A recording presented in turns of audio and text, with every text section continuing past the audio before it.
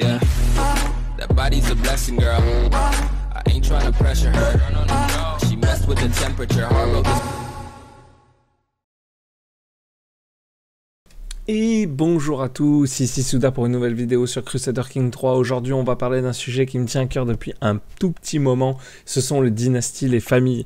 Donc on va essayer de faire le tour tranquillement de tout ce qu'il y a autour de ce panneau là et toutes les options qu'on a, en sachant bien entendu que pour l'instant il y a très peu d'informations qui sont disponibles là-dessus, donc je suis passé en mode test, j'ai fait pas mal de petites recherches et etc. moi-même de mon côté, mais aussi ce que j'ai trouvé sur internet, donc il y aura sans doute beaucoup de choses qui seront apportées dans les commentaires dans la suite par vous et par moi, mais sachez que à l'heure actuelle la dynastie c'est de loin le plus fun du jeu. Alors le panneau de dynastie, on le trouve où? Premièrement, le panneau de dynastie, on va le trouver en bas. Donc en bas de votre personnage, vous avez ici le premier onglet et vous allez cliquer dessus. Ce que vous allez voir ici et ici aussi, c'est ce qu'on appelle le blason de votre famille, le blason de votre maison. Et ce blason-là, vous ne pouvez pas le modifier. Quand vous commencez une partie avec un personnage, vous avez un blason qui est déjà attitré parce que il a une famille. Donc ce blason-là, il ne peut pas être modifié. C'est la seule chose plus ou moins que vous n'allez pas pouvoir modifier dans votre dynastie. Ensuite, vous avez le nom ici de la famille. Ça, vous pouvez le renommer, bien entendu, à votre guise. Je vous conseille toujours de laisser la devise. Voilà, c'est un peu fun d'avoir tout le temps la même devise de votre personnage depuis le début. Elles sont en plus généralement assez fun. Ici, vous pouvez choisir le nom de la dynastie aussi. Donc c'est la maison et la dynastie, c'est deux choses différentes. On va y revenir très brièvement. Et ici, vous avez votre niveau. Donc, le niveau de dynastie, c'est plus le niveau augmente et passe des stades, un peu comme le prestige et la piété. Sauf que cette fois, ça reste entre vos personnages. Vous allez passer des degrés et des seuils qui vont vous donner de plus en plus d'options. Donc, les options, vous les voyez là, et ça reste toujours les mêmes, sauf que les nombres augmentent. Ok ? Vous pouvez les voir en cliquant ici, puis ici, puis ici, puis ici. Ici célèbre, glorieuse, ensuite vous avez l'inoubliable et vous avez la légendaire qui est la dernière. Donc voilà, toutes les options se rajoutent ici. C'est assez intéressant. En sachant qu'un enfant qui naît avec 1000 de prestige en fin de game, c'est quand même pas mal, il a un assez bon départ. Et puis en se mariant avec des membres de cette dynastie, vous gagnez 900, ce qui aussi est pas mal. Ça veut dire que tout le monde va vouloir se marier avec vous, puisque vous allez les seigneurs qui vont offrir leurs filles ou des femmes de leur royaume à un de vos enfants ou un de vos membres de la dynastie. Cette personne-là va récupérer 900. Ils sont contents de donner 900 de prestige instantané. Donc voilà, c'est pas mal. Plus le niveau de votre dynastie monte et plus les mariages sont faciles à accepter. Comment il monte? Eh ben c'est simple, en haut à droite ici vous avez le nombre qui est offert par mois. Pourquoi par mois? Eh ben parce que votre prestige augmente, le prestige, la renommée de votre dynastie monte tous les mois. Qu'est-ce qui le fait monter? Eh ben c'est la place d'un membre de la famille qui est indépendant. Ça c'est très important. Ça veut dire que là dans ma famille, il y a un empereur et 18 membres environ, on va en parler après, mais il y a un empereur et c'est tout. Tous les autres membres de la famille sont en dessous de cet empereur. Okay, il n'y a pas d'indépendant, il n'y a pas de personne qui est à côté en fait. Si par exemple je voulais qu'il y ait 2 empereurs ou 2 rois ou 2 rois et un duc, il faudrait qu'en fait moi, donc qui est le chef de la dynastie ou un membre de la dynastie, je sois empereur et il y a aussi un empereur qui soit indépendant. Ça veut dire qu'on n'est pas de liaison de dépendance. C'est-à-dire que je suis ni son vassal ni son seigneur. Voilà. Donc par exemple, si tu voyais ce big empire qu'on avait là ici, lui, il faisait partie de ma dynastie, ce mec-là faisait partie de ma dynastie, il est indépendant, donc il serait un empereur qui se rajouterait à mon nombre ici. Ok, je reviens tout en haut ici. Donc on aurait un empereur et un membre vivant de la dynastie. Je vais vous montrer tout de suite ça, comme ce que ça donne quand on en a plusieurs. Et donc voilà, si on prend la dynastie carolingienne ici, à ce moment-là de ma partie, là on est sur un truc de ouf quoi. Le mec il gagne 6,87, il a 107 membres en vie. Il faut savoir que maintenant c'est plafonné à 100, donc quand vous avez 100 membres en vie, ça vous donne un bonus de plus 2 et vous pouvez pas avoir plus. Et ensuite il y a un roi, donc c'est apparemment le chef de la dynastie qu'on voit là, et vous avez ensuite 3 ducs, un comte, un baron, 4 ducs par mariage et 2 comtes par mariage. Donc voilà, toutes ces personnes-là sont indépendantes les unes des autres. Donc on a un roi, mais les 3 ducs, ce sont des 3 ducs qui ont forcément potentiellement un roi ailleurs dans le monde. Voilà. Donc ça, c'est comment monter. Donc la façon la plus viable de monter de la dynastie, ça reste d'avoir des membres de sa dynastie qui ont un pouvoir indépendant au vôtre. Donc, quand on parlait de la succession dans la vidéo précédente, il faut savoir que c'est pas grave si vous perdez des territoires. Parce que si par exemple vous êtes un empereur et qu'à votre mort, il y a une division de vos territoires et que vous vous retrouvez avec trois rois, et ben en fait, ils sont de votre famille, ils sont de votre renommée puisque ce sont vos enfants au moment de la mort. Donc vous allez avoir ici 3 rois en fait. Et ces 3 rois sont indépendants et ils font monter votre prestige. Alors des fois, votre renommée. Donc parfois, pendant un temps, c'est super avantageux de pouvoir monter la renommée pendant un petit temps en laissant des rois indépendants à droite et à gauche. Il est possible aussi, par chance, mais ça c'est uniquement par chance, dans certains royaumes, surtout du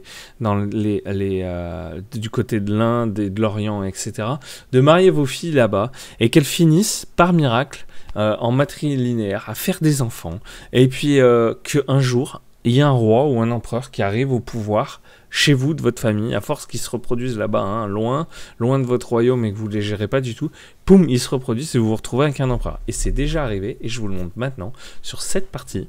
Là, on voit que j'ai un empereur par mariage, une impératrice pour le coup, puisqu'elle est de l'Empire byzantin. Donc on voit ici, elle s'est mariée avec l'empereur de Byzance, et il y a eu un moment, il y a eu un mélange, et il y a un des enfants qui a pris le pouvoir, et un des enfants de ma dynastie qui s'est retrouvé au pouvoir, et donc je gagne un bonus de renommée à ce moment-là, et ça c'est avantageux. Ça c'est des techniques qui sont assez dures à expliquer, j'ai pas très envie de rentrer dans le détail, parce qu'elles sont pas viables, parce que des fois ça arrive que ça foire. Donc en fait ça consiste à marier en matrilinéaire un enfant d'un petit baron à un endroit à l'autre bout du monde, et d'espérer que l'enfant qui va en sortir va prendre de plus en plus de pouvoir et va devenir de plus en plus puissant et réussir à faire quelque chose avec vous. Voilà, donc la technique pour monter sa renommée, ça sera de marier vos enfants, donc vos fils, à des femmes qui ont du pouvoir quelque part, qui sont comtes ou barons quelque part, et de prier que les enfants récupèrent le pouvoir plus tard. Ou de marier vos femmes en matrilinéaire, et là c'est très dur de le faire, à des gens qui ont du pouvoir plus. Donc la technique, ça va être de marier un de ses enfants avec quelqu'un au loin pour lui donner un peu de pouvoir. Dans les mariages, donc ce que je vous encourage à faire, c'est d'aller ici et de faire attention. Si c'est un garçon, vous cliquez pas sur matrilinéaire. Si c'est une fille, vous cliquez impérativement sur matrilinéaire. Il va falloir trouver quelqu'un qui a des revendications sur des territoires, donc ça va être cet onglet-là. Donc là on voit qu'il y a une revendication sur ce territoire. En mariant cette personne-là, potentiellement, à un moment, mon fils va aller essayer de conquérir le truc pour sa femme et il va s'étendre. Voilà.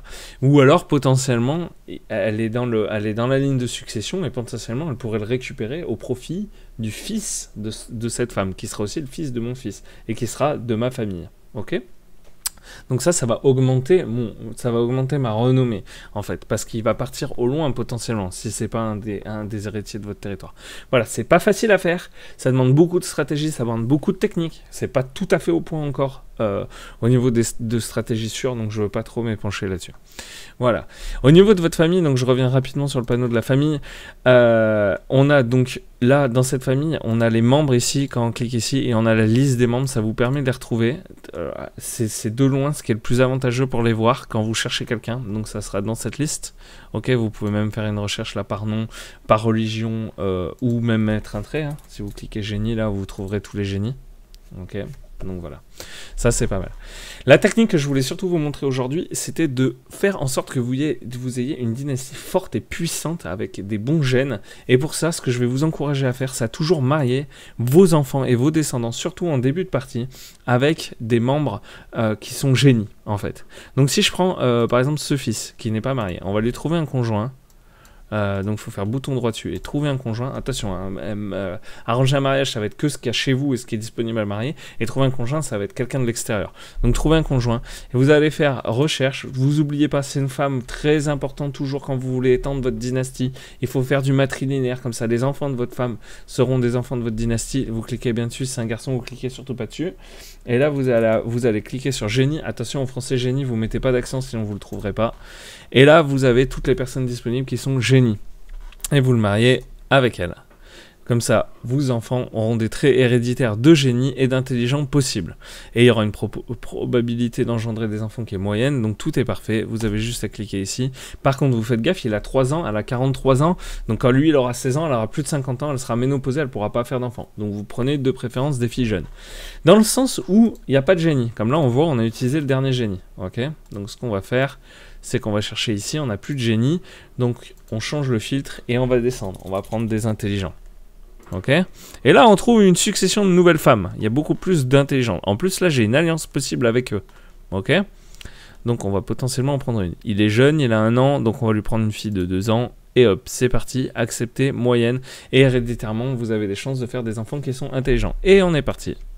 Voilà comment j'ai marié 2 de mes enfants pour faire en sorte que leurs enfants deviennent intelligents. Et à chaque fois que je me marie dans le jeu maintenant, à partir de maintenant, je me marie toujours avec quelqu'un qui va me permettre d'avoir un génie. Vous voyez, on prend mon dirigeant là, il est génie. Ok, pourquoi? Bah parce qu'en fait, si on remonte à son père, et ben son père, il était vif. Et sa mère, elle était génie. Comment je fais ça? Et ben à chaque fois que je me marie, je choisis génie, intelligent ou vif. Si je prends le premier palier, génie, c'est quand il n'y a plus de génie. Je prends les intelligents, quand il n'y a plus d'intelligents, je prends les autres. Et après, quand il n'y a plus, je prends des beaux. Beauté, je cherche le trait beauté. Et puis ensuite, je redescends. Je vais chercher le trait herculien pour aller chercher de la robustesse. Et en fait, ce qui fait qu'en fait, il va y avoir un mélange des gènes qui va se faire dans toute ma famille. Et on se retrouve avec un arbre de talent qui ressemble exactement, à ça. Des génies, j'en ai 4 sur 18. Donc 4 sur 18 enfants, c'est pas mal. Et si j'enlève le filtre, on voit que j'ai un herculien ici, un vigoureux, pardon. C'est le trait d'en dessous d'herculien. Ici, j'ai aussi un autre vigoureux. Et j'ai même un beau ici. Voilà, et un autre physique avenant ici. Il y a quasiment tous les enfants de ma famille qui ont des traits positifs. Pourquoi? Parce que je les ai mariés tout le temps en mixant les génies et les intelligents ensemble qui étaient disponibles. Alors attention, vous faites attention, en début de partie, quand vous êtes un compte très faible, c'est avantageux de le faire parce que votre famille, elle a aucune prestance, elle n'est pas grande du tout, donc elle est toute petite. Et c'est le moment, en fait, de lui donner les bonnes bases. C'est le moment de lui donner des enfants génies. Mais le problème, c'est que vous avez aussi besoin d'alliances pour vous étendre. Donc le mieux, c'est vraiment de trouver des génies avec des alliances. Si vous ne pouvez pas, tant pis, faites que des génies. Vous allez voir que c'est plus avantageux. Pourquoi? Parce que dans vos enfants qui peuvent, on l'a vu dans le screen d'avant, qui peuvent, les ducs et les comtes et les rois qui sont indépendants, c'est mieux qu'ils soient puissants, c'est mieux qu'ils soient forts, donc que leur dynastie soit puissante, que vous ayez des enfants intelligents. Et puis, admettons que vous mourrez sans héritier un jour, j'ai eu cette question dans un des commentaires de la vidéo d'avant, qu'est-ce qu'on fait si on meurt et qu'on n'a pas d'héritier? Et bien ça va être un autre membre de votre dynastie qui va prendre le pouvoir, un oncle, un frère, et etc. Et en fait, vous ne serez pas à la rue, ce personnage ne sera pas dégueulasse, puisque dans votre dynastie, vous avez que des génies et des vifs. Voilà, ça c'était la petite histoire des mariages pour faire en sorte que votre dynastie soit de plus en plus fort, créer, j'ai envie de dire, une dynastie pure. Ok, maintenant on va parler des maisons. Les maisons, c'est un sacré sujet dont tout le monde parle et tout le monde a des questions. Et j'ai vu sur les forums officiels qu'il y avait beaucoup de gens qui posaient des questions. Les maisons, c'est relativement simple. Vous êtes membre de la dynastie, mais vous n'êtes pas le chef de la dynastie. Et vous ne serez jamais le chef de la dynastie. Ce que vous pouvez faire à ce moment-là, c'est créer une branche de la maison. Vous allez avoir une notification en haut qui apparaît ici, quand vous pourrez le faire. Et vous aurez aussi ici le moyen de créer une branche cadette. Donc là, on l'a pas, mais on pourrait le faire. Et en cliquant dessus, ça va vous créer une autre branche. Qu'est-ce que ça change? Rien du tout. Le chef de la dynastie, c'est toujours le mec, lui. Donc si vous créez une branche de la dynastie qui est sur le côté, vous serez plus le maître de la dynastie. Vous serez quand même pas le maître de la dynastie, enfin le chef de la dynastie, mais vous serez le chef de votre maison, si vous permet de déshériter vos enfants. Donc vous avez deux choses. Vous avez le chef dynastique, premièrement. Celui-là, c'est celui qui est le chef de toute la dynastie, donc de toutes les maisons. Et il y a un chef de maison. Il y a des chefs de maison. La maison fondatrice, c'est la première maison. Ce titre-là, il veut rien dire. Il veut juste dire que c'est le premier. Et ensuite, de cette maison, il y a des branches qui vont se faire entre les frères et les fils du premier des Carolingiens, qui fait qu'on va se retrouver avec des Carolingiens Laon, des Carolingiens Matera, des Carolingiens Munich. En fait, c'est des mariages qui sont faits. Et en fait, au moment où ils ont fait ces mariages, ils ont décidé de se décrocher de la maison principale pour récupérer le pouvoir, en fait, pour récupérer le chef dynastique. Et là, pour l'instant, c'est celui-là qui l'est. Ok, donc quand vous avez là, juste, c'est très simple. Vous vous fatiguez pas au niveau de la stratégie. Dès que vous pouvez créer une branche dynastique, ça va vous faire une notification que vous le faites. Comme ça, tous vos enfants vont avoir la possibilité de devenir le chef dynastique. Si vous avez suivi tous mes guides, vous allez très vite devenir le chef dynastique de votre famille et ça sera plus un problème. Qui est le chef dynastique? C'est celui qui a le plus de troupes. Ok, celui qui a le plus de levées, celui qui a le plus de compagnons d'armes. Une fois qu'on sait ça, c'est très simple. Ok. Vous allez avoir des options qui vont se débloquer. Ce qu'on appelle, qu'on clique en haut à droite ici, on les voit ici, mais elles sont ici, afficher les héritages. Et ça, c'est les héritages que vous pouvez débloquer pour tous les membres de votre famille. Une fois que vous êtes chef dynastique et que vous avez assez de points, donc le premier palier coûte 1000, ensuite 2000, 3000, 4000, 5000, et il faut les paliers d'avant pour les débloquer. Vous allez avoir des avantages qui vont être à tous les membres de votre dynastie. C'est super, ça veut dire que si vous débloquez par exemple ça, le dernier fécondité 10%, tous les membres de votre dynastie et de toutes les maisons de dynastique vont avoir cet avantage-là. Moi, ce que je vous conseille de faire, toujours le premier, un peu en liaison avec ce que je parlais avant, de faire un héritage qui est fort et puissant, avec des membres qui sont génies, c'est de chercher l'héritage du sang. Donc noble, et vous montez, hop, hop, hop, jusqu'au l'arbre généalogique organisé. Tout ça, ça va vous permettre, en fait, de façon très simple, d'avoir accès de faire en sorte que le trait génie continue à se donner de père en fils. Voilà, c'est très important. Mais après, si vous voulez en prendre d'autres, ça va dépendre de votre style de jeu, hein. Je vous encourage encore une fois à tous les explorer, à tous les regarder, à tous les lire. Vous voyez là, c'est pas moi qui ai joué à cette partie. On voit qu'il a choisi celui-là. Pourquoi pas? Ok. Donc voilà. Et vous achetez avec des points dynastiques que vous récupérez chaque mois. Attention, vous faites gaffe, un sujet par rapport à la vidéo précédente, c'est aussi ces mêmes points qui vous permettent de déshériter vos enfants. Donc à un moment, il faut trouver un juste milieu entre ce que vous allez déshériter si vous voulez garder des points pour monter votre arbre des héritages dynastiques. Ok ? Donc ça c'est un point. Ce panneau là, ouvrir l'héritage dynastique, il vous permet d'avoir une vue. Ok, vous voyez. Ça c'est ma branche, donc c'est la branche cadette de la maison que j'ai créée, qui a été créée avec c'est ce roi Charles qui a créé cette maison.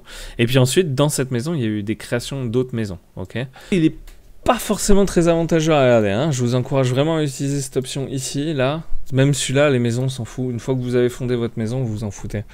Là, vous avez tous les membres, ok. Donc vous faites gaffe en fonction. C'est pas ceux. Alors les membres de la dynastie, ce sont toutes les maisons confondues. Faites attention. Hein. Là ici, vous voyez, ils ont des blasons différents. C'est-à-dire qu'ils viennent de maisons différentes, mais ils sont de la même dynastie que vous. Faites gaffe quand vous tentez de marier deux membres d'une même dynastie, ils risquent de faire des enfants qui sont consanguins et ils ont voilà, on en a un là. Regardez. Là, on en a un, c'est ce trait-là, consanguin. Vous voyez, les debuffs sont monstrueux, donc vous faites bien attention à éviter des enfants consanguins. Et surtout, quand vous avez un enfant consanguin, vous le mariez plus. Pas plus à un membre de votre dynastie, vous le faites sortir de votre dynastie. Donc, si c'est un garçon, vous lui mettez le matrilinéaire, pardon. Vous mettez le matrilinéaire en cliquant. Et si c'est pas un garçon, si c'est une fille, vous le mettez pas. Voilà, comme ça, il dégage de votre dynastie en fait. Ça c'est une option. Enfin, ses enfants, lui, il dégagera pas, mais ses enfants et sa lignée dégagent de la dynastie. Voilà, je pense que j'ai fait le tour. Et aussi, quand vous cliquez ici, vous voyez c'est pas forcément très utile, mais ça peut servir parfois. Vous voyez les maîtres dynastiques qui tiennent. Donc là, voilà, cette famille qui tient ici. Les Carolingiens d'Elos qui tiennent tout le bleu. On sait quelle dynastie tient quel endroit. Ça peut vous aider dans les héritages que je vous parlais au début. Voilà, je pense que j'ai fait le tour de dynastie. Si vous avez la moindre question, la moindre interrogation, vous avez toujours le Discord que vous retrouverez en bas dans la description, comme d'habitude. Vous pouvez aussi poser des questions en commentaire. Dans le Discord, il commence à y avoir beaucoup d'activités. Il y a beaucoup de joueurs qui viennent poser des questions, d'autres qui répondent. Il y a du partage. Je vous encourage vraiment à nous rejoindre. Et vous pouvez aussi retrouver mon Instagram en bas. J'y annonce mes lives, mais aussi vous avez un peu de ma vie personnelle et de ce que je fais tous les jours. Ça peut être sympa aussi d'y passer, faire un tour. Voilà, je vous remercie. Et puis n'oubliez pas, faites des dynasties fortes et puissantes.